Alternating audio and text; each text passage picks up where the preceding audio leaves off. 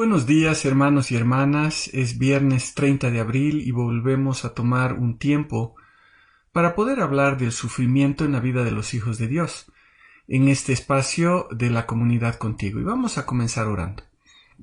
Padre amado, te damos gracias por este tiempo que tú nos das. Gracias, Señor, porque podemos reunirnos un día más, Señor, para poder estudiar tu palabra.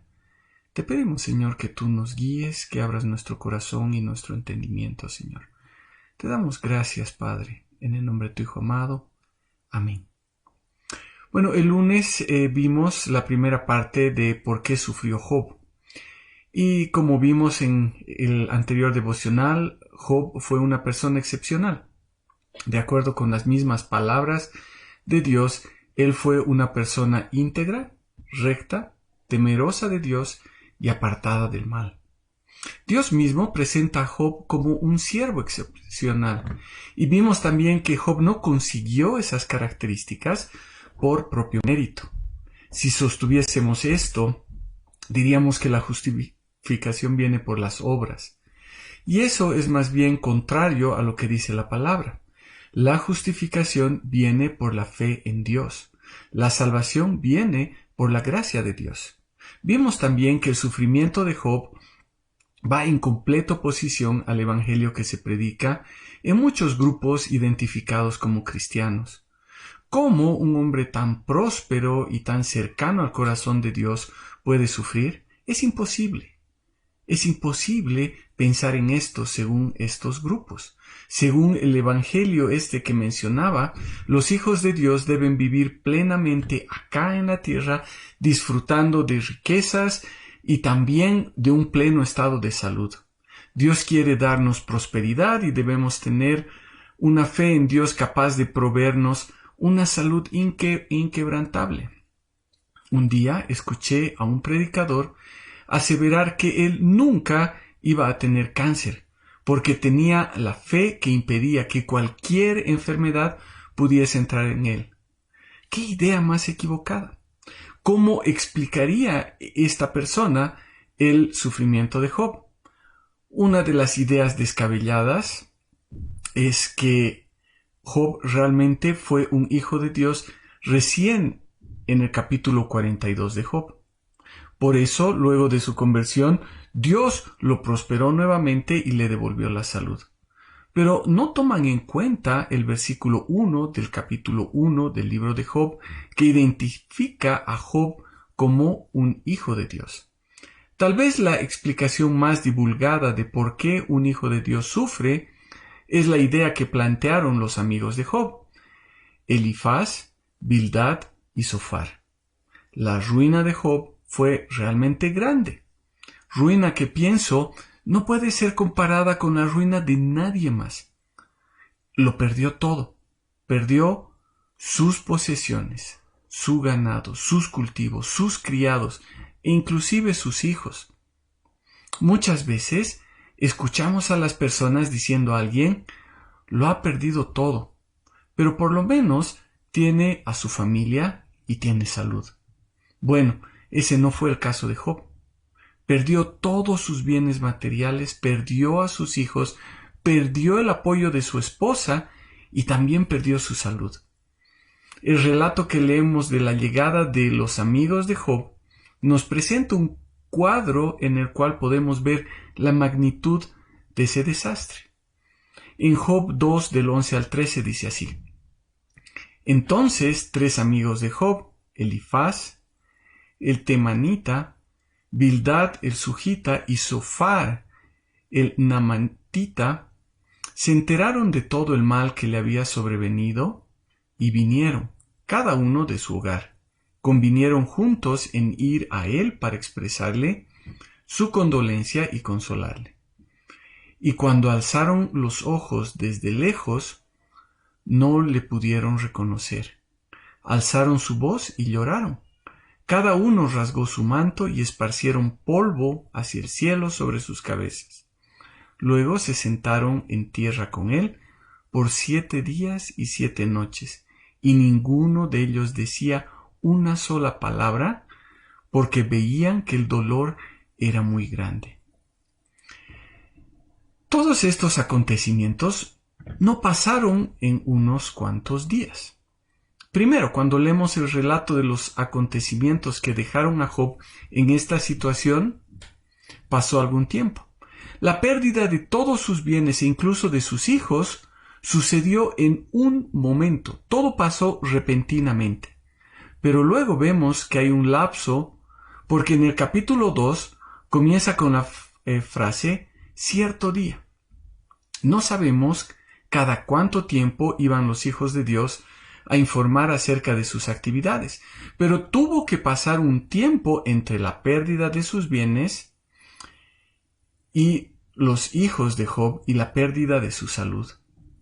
Luego de ese tiempo, sus amigos se enteran de la ruina de Job. También tenemos que entender que en esa época las noticias viajaban muy lento.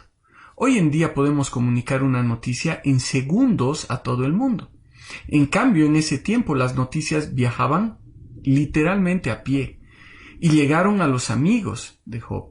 Y luego los amigos fueron a un punto de encuentro y allí convinieron en ir juntos para expresarle su condolencia y para consolarle. Desde el momento de la ruina de Job hasta la llegada de sus amigos, pienso que tuvieron que pasar varios meses. Ahora, cuando llegaron los amigos de Job, se encontraron con una escena desgarradora. Es más, el hombre que seguramente en algún momento rebosaba de vida y de gozo, dice que era irreconocible. Era un hombre completamente derrotado, confundido y aún lleno de llagas. Fue tan grande la impresión de los amigos que lo único que pudieron hacer es llorar y no decir absolutamente nada durante toda una semana. La palabra dice que rasgaron su manto y esparcieron polvo hacia el cielo sobre sus cabezas, un símbolo de luto y de dolor, al ver la ruina de su amigo. Vieron que el dolor era muy grande. Job estaba sometido a un tremendo dolor. Y cuando dice esto la palabra, no se refiere a que Job estaba dolido por todo lo que había perdido, sino que está en directa relación con la enfermedad que tenía. Si pensamos así, estaríamos contradiciendo lo que Job dice en 1:21. Jehová dio, Jehová quitó, sea bendito el nombre de Jehová. Job no estaba tan dolido por todo lo que había sucedido, sino que le dolía su cuerpo. Job está en una completa ruina. Job está hundido en un profundo sufrimiento, como nunca se vio. Ahora, ¿cuál es el pensamiento que asalta a Job y a sus amigos? Ese es el tema de la mayoría del libro de Job. Al principio, Job, realmente confundido, lanza palabras con las cuales nos dice en el capítulo 3 que mejor hubiese sido no ser concebido. Mejor hubiese sido haber muerto antes de nacer. Mejor hubiese sido nacer muerto. Mejor hubiese sido morir a una tierna edad, o por último, sería mejor morir en ese momento. Job no entendía por qué estaba sufriendo. Y el temor más grande que él tenía era que su relación de amistad con Dios se había acabado por algún motivo, que su camino había sido escondido de Dios.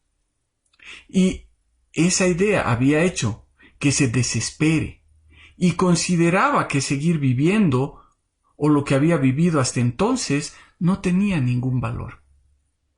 Luego intervienen sus amigos y le dicen algo que escuchamos casi siempre como la clara explicación al sufrimiento. Estás sufriendo porque has pecado contra Dios. En síntesis, lo que le dicen es que su sufrimiento viene como retribución de lo que ha hecho. Y esa doctrina posiblemente es la más difundida hoy en día en todos los ambientes y religiones. Dios retribuye las buenas y las malas acciones del hombre en directa proporción acá en la tierra. Job sufría de una forma tan terrible como resultado de haber ofendido terriblemente a Dios. Eso es lo que decían sus amigos. Estaba recibiendo la retribución por su ofensa por sus obras. Y lamentablemente ese pensamiento también ha entrado en la iglesia. Si estás enfermo y si estás sufriendo es porque has pecado. Si estás enfermo y si estás sufriendo es por la falta de fe que tienes. Uno de los grandes problemas de Job que podemos ver en todo el relato es que se consideró justo por su propio mérito. Y Dios trató esa situación a través del sufrimiento en la vida de Job. Job no tenía un conocimiento total de Dios. Conocía mucho de Dios, pero también había mucho desconocimiento de quién era Dios. Por eso Dios se reveló a través de su palabra, para que Job conociera quién realmente era él. Job entendió que Dios era soberano y que él quería trabajar en su vida. Y si tenía que ser por el sufrimiento, era la soberana voluntad de Dios. Entonces, ¿por qué sufrió Job? Porque Dios usa el sufrimiento en la vida de sus hijos para cumplir sus propósitos. Él está en control de todo. Y si el sufrimiento va a ser el vehículo por el cual vamos a poder conocer más al Señor y vamos a depositar plenamente nuestra confianza en Él, entonces vamos a entender por qué sufren los hijos de Dios.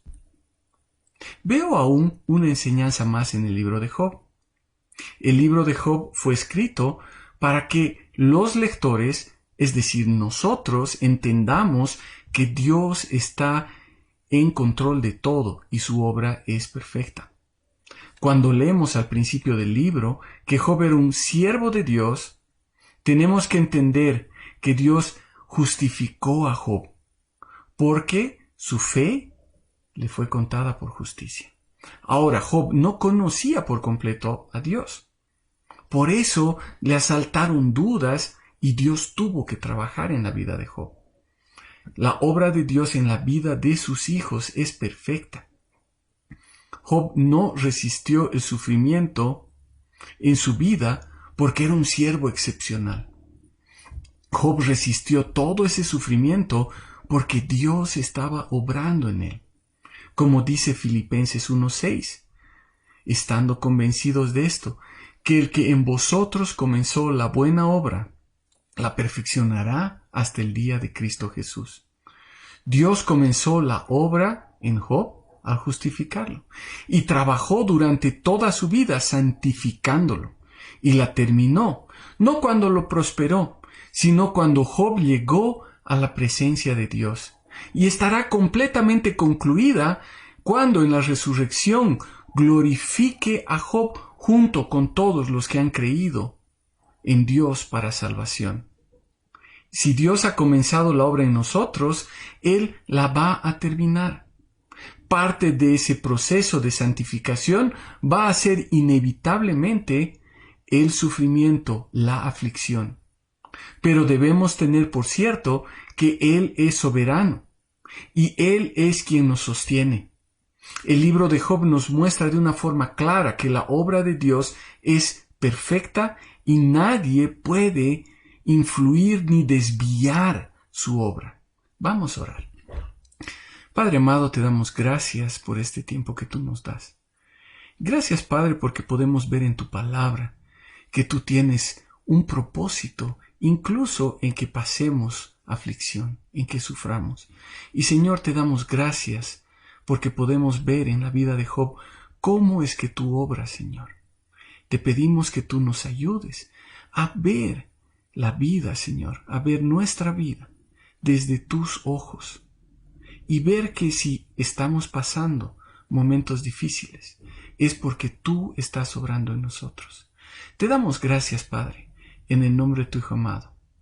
Amén. Bueno, la próxima semana, el lunes, veremos el sufrimiento en la vida de otro hijo de Dios, en la vida de José. Y veremos cuál fue el propósito de Dios en su sufrimiento. Que Dios bendiga sus vidas. Buenos días.